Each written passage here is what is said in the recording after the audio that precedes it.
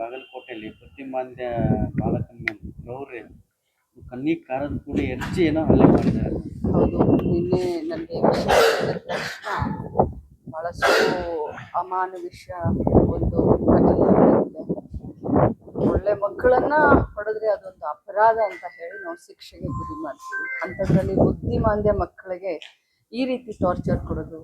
ಒಂದು ಸಿದ್ಧಿ ಶಿಕ್ಷಣ ಸಂಸ್ಥೆ ಅಂತ ಬಾಗಲಕೋಟೆಯಲ್ಲಿ ಇಲ್ಲೀಗಲ್ ಆಗಿ ನಮ್ಮ ಸರ್ಕಾರದ ಯಾವುದೇ ಒಂದು ಪರ್ಮಿಷನ್ ತೆಗೆದುಕೊಳ್ಳದೆ, ನಮ್ಮ ಇಲಾಖೆಯ ಪರ್ಮಿಷನ್ ತೆಗೆದುಕೊಳ್ಳದೆ ಶುರು ಮಾಡಿದ್ದಾರೆ. ಅದರಲ್ಲೂ ನಿನ್ನೆ 16 ವರ್ಷದ ಒಬ್ಬ ಬಾಲಕ ರಾಠೋಡ್ ಅನ್ನೋರನ್ನ ಭಾಳಷ್ಟು ಅಮಾನವೀಯ ಅಂತ ಹೇಳಲಿಕ್ಕೆ ಬಯಸ್ತೇನೆ. ನಡೆಸ್ಕೊಂಡಂಥ ರೀತಿ ನಮ್ಮ ಸಮಾಜಕ್ಕೆ ಒಂದು ಕಳಂಕ ಬರುವಂಥದ್ದು. ಅದರಲ್ಲೂ ಇಂಥ ಘಟನೆಗಳಿಂದ ಏನಾಗುತ್ತೆ ಅಂದರೆ ನಮಗೂ ಕೂಡ ಮುಜುಗರ ಆಗುತ್ತೆ.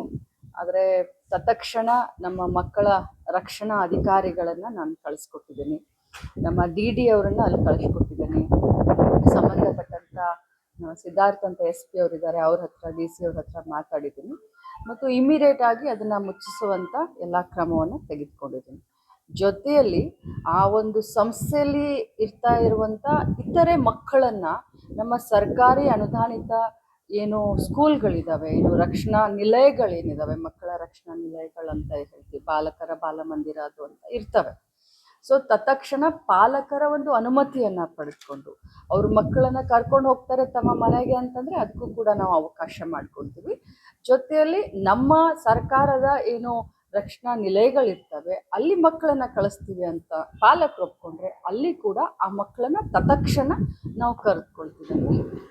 ಏನು ಆ್ಯಕ್ಷನ್ ಮಾಡ್ತೀವಿ ನೋಡಿ, ಅವರ ಮೇಲೆ ಕ್ರಿಮಿನಲ್ ಮೊಕದ್ದಮನ್ನ ದಾಖಲಿಸ್ಲಿಕ್ಕೆ ಏನು ನಮ್ಮ ಮಕ್ಕಳ ರಕ್ಷಣಾ ಹಕ್ಕುಗಳಿದ್ದಾವೆ ಅವೆಲ್ಲ ಕೂಡ ಉಲ್ಲಂಘನೆ ಆಗಿದ್ದಾವೆ. ಅದಕ್ಕೆ ನಾನು SP ಅವ್ರಿಗೆ DC ಅವ್ರಿಗೆ ಮಾತನಾಡಿದ್ದೀನಿ. ಅವ್ರ ಮೇಲೆ ಇಮಿಡಿಯೇಟ್ ಆಗಿ ಕ್ರಮ, ಖಂಡಿತವಾಗ್ಲೂ ಕ್ರಿಮಿನಲ್ ಮೊಕದ್ದಮೆಯನ್ನು ಅವ್ರ ಮೇಲೆ ನಾವು ದಾಖಲಿಸ್ತೀವಿ. ಮೇಡಮ್, ಇಲ್ಲೇ ಬೆಳಗಾವಿ ಜಿಲ್ಲೆಯ